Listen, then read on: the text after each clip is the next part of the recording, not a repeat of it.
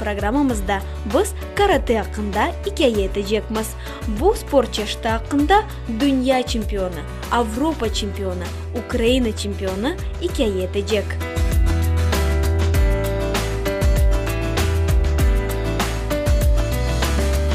Bugün programımızın kahramanı Ali Самадинов'dır. Ali 6 yaşından beri karate spor çeşidinin uğraşa. Şimdi o kara kuşakның sahibidir ve bugün Ali sport ustalığının sırlarını sizge açacak. İşte tanışılınız. Ali Самадинов 13 yaşında Ahmedjet'teki 1. gimnaziyasının 8. sınıf talebesi. 7 yıl devamında karate spor çeşidinin uğraşa. Şimdi o dünya vice-çempionu, Avrupa çempionu ve Ukrayna çempionudur. Seviye. Özüne maksat koyup yüksek neticelerge erişmege da bu yük köpek cinslarını seviye. Gelecekte Alman овчарканың sahibi olmağa istey. Sevmey, yalancı ve korkak insanlarını. Aveslikler. Derslerden son koşma derslerinden uğraşa. Çünkü mektepni iyi bitirmege niyetleniyor. Boş vakitta ise kompüter oyunlarını oynamağa seviye. Ali hakkında hikayemizni başlamazdan evvel Ali uğraşkan karate-do spor çeşidi Shotokan uslubu hakkında dinleniz.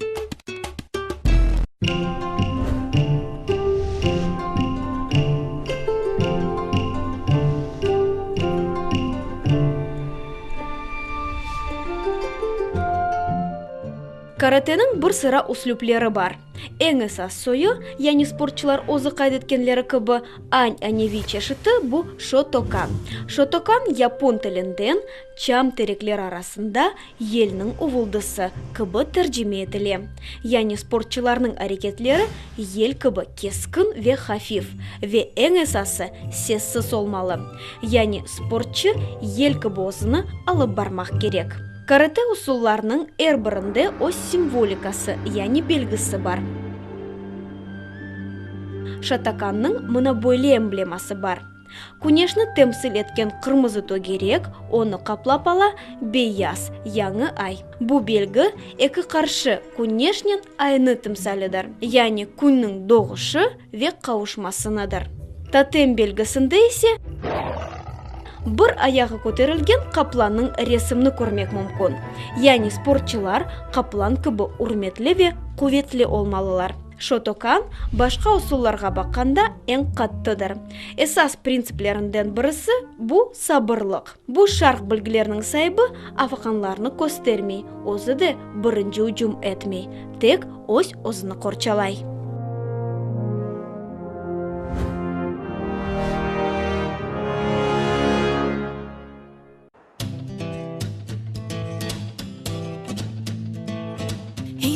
Biz her vakit programmamızını kahramanımızın sübetinden başlayamız. Bu keresi ise biz biraz kaydelerini deniştirdik.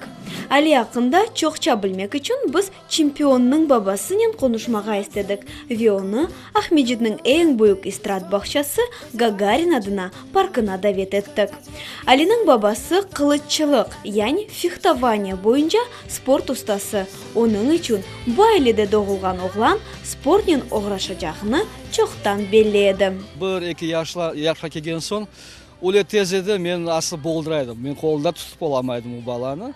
Endi ko'zim bolduraydı. 10-15 dakikadan soң men bolduraydım. O balama ne yapmağa bilmeyip endi men hazırlık ko'raydım. 5-6 yaşa kelse men bu balana bir sportga beririm deb. Yaşlıktan endi belgiydi bu sportçu bala olacak. Sportçu bala olup o'secek. Bu Allah'dan dilerdi. Bu bala egerdi o'zinde bu neler ko'rinib turaydı. Bu bala bu karatist olmasa bekim futbolcu. Syomkalarga biz maxsus ketçe çıktık. Çünkü Ali'nin trenirovkalары akşam saat 6'da başlay. Şu vakitka Ali o'zining küçük kardeşi Emir'nin beraber trenirovkalarga yetip geldiler. Zalda da kimse yok edi. Onun için vaqtni joymamak için ağa kardeş o'zlari razminkani başladılar. Çeşit türlü travmalar olmasın deb razminkasız idmanni başlamaga mumkin değil. İnsanның chandır, adalileri ve umumi vücudu hazır olmak gerek. Карате пек дульбер спорт чешыты, кайдыте Али. Ве энді онсыз омырны тасавур этмей. Карате – это, в общем-то, спорт, по большей части, когда душа человека гармонирует с телом и делится на 3 версии. ВКФ, ВКЦ и GKS. Это 3 разные версии, отличаются по контакту. Первый там не достают до головы, а показывают. А второй ВКЦ, в который я тренируюсь, там легкий контакт, который разрешается. И GKS полный контакт. Алины бабасы карате тогерегіне 5 yaşında olғанда кетірді. Али о қадар бұл спорт чешіні бегенді ки, мұнда да не yapacağını білмейіпті, мұнда қалacağını білдірді. Карате секциясына келдік. О бірден бақты көрді, мен мұнда қаларым деді. Өзі, мен оны зорламадым. Өзі қаларым деді. Айда, қалсан қал дедім, оғылым. Башла дедім бұл нені, спортны. Son 1-2 aydan yürü başladık. O trener özü şaşı başladı. Bu nasıl oğlan, bu bek tez, bu bek hareketçi. Hem bana yaş grupadan birden onun nege balaban grupaga berdiler. Andan etip öğrenip başladı. Тренер бала истидатlı olğanını birden sezdi. Али пришел заниматься где-то с 5 лет, 6 лет, 6-й год был. Но есть дети, допустим, одаренные, он оказался одаренным. На 2-й, на 3-й год он уже стал чемпионом Украины своей не весовой, а возрастной категории. А потом добился все результаты. И чемпион Европы, и чемпион мира в 2 версиях. Так что на него большие надежды. 2 aydan soң Али ilki yarışqa yol aldı. Одесса şehrinde Ukrayna çempionatı ötkürüldü. Barmak gerek dedi Одессаға. Одессаға бардық, анда чемпионат Украина еді. Бірден оле бір балабан неге ярышқа бардық. Чемпионат Украина, мен түсінмесідім бұл бала бір ғалебе қазаныр деп. Аман бірден еткен соң финалға шықты, 2 ютқан соң финалға шықты. Финалда да 2-нче жерін алды, аман о 1-нче еді ғалебе, епсік шашты. Но у меня каждый спортсмен, каждый, кто занимается, должен участвовать в соревнованиях. То же самое мы подумали, взяли Али на чемпионат Украины, потому что он на тренировке выше других ребят чуть-чуть показывал. И он оправдал надежду. То есть 2-е место взял не 1-е, но 2-е, но все-таки молодец. Для 1-го раза это очень здорово было. Али tecrübeni yıl-yıldan yükseltip, ақиқи спортчы olып, büyümege başladı. Endi o sık-sık yarışlarga katnay ve o yerde en yaxşı sportçı namını tasdiqlay. 2012 senesi Litvanın Şulay şehrinde karate boyunca dünya çempionatında Ali vice-çempion unvanını kazandı.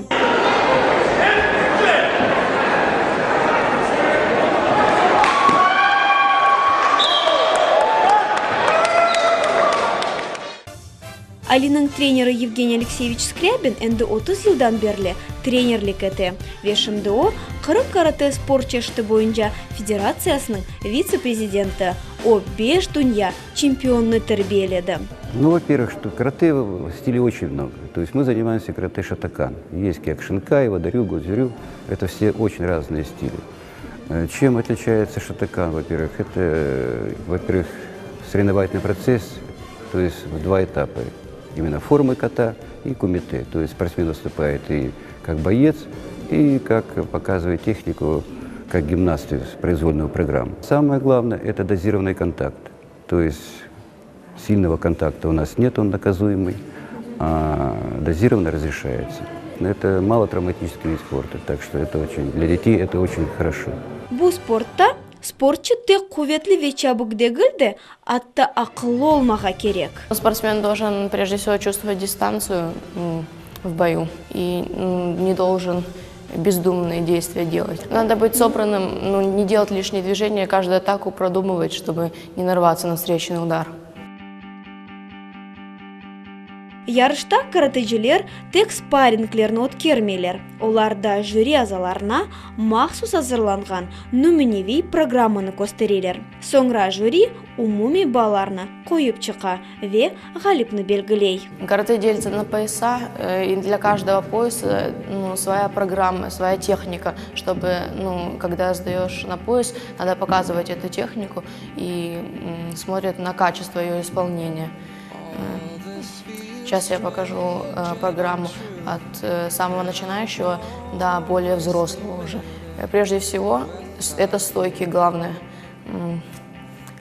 Самые начинающие удары это гякуцуки и оэцуки.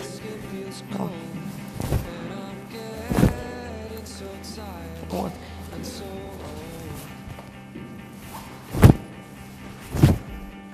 Очень важна сила и скорость этой техники. И главное, все правильно делать. Там существуют свои правила, что не такой удар а ровно на соперника. Эту технику дают, приезжает японец, которому сдают на черный пояс, и он дает эти специальные техники. Они более сложные, чем которые на белые и на цветные пояса сдают. И когда на черный пояс даешь, тебе дают первый дан. Это считается, что первый дан. А я уже сдал на второй дан. После черного не идут никакие пояса, идут даны. Спортчылар эвел бейяз, соңра сары, портакал, ешел, мавы, каверенкі союна алалар. Ве ең соңғысы, каратеджи уста олса, оңа қара құшақ беріле. Али dünya чемпионы olacağını hiç de tasavvur etmeydi. Şimdi o profesyonal. Lakin sport kariyerasını başlaganda bir bala kıbı күреш meydanına çıkkanda o pek heyecanlanaydı. Я уже привык, и я чувствую себя спокойно на татами. Конечно, сначала немножко волнуешься, а потом проходит. Стремился, чтобы перебороть страх и ни о чем не думал, только собирался с мыслями, как атаковать и что делать на татами. Шымда Али осыды күчүклерге ярдым эте, оларны тербиелей. Олар мында эмегленелер, мурекеп спорт программаны менімсейлер. Чүнки олар да Али кыбы келечекте чемпион олмага истейлер. Мне 4. Меня привела бабушка. Говорит, это спорт. Там надо заниматься, чтобы быть сильным. Также очищаться. Я умею кольцо делать.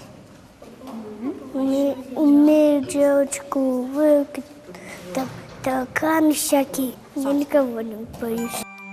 Алинын огунде да чок ярышлар бар. Ракыплер да чок кубанчылы даккалар оны беклей.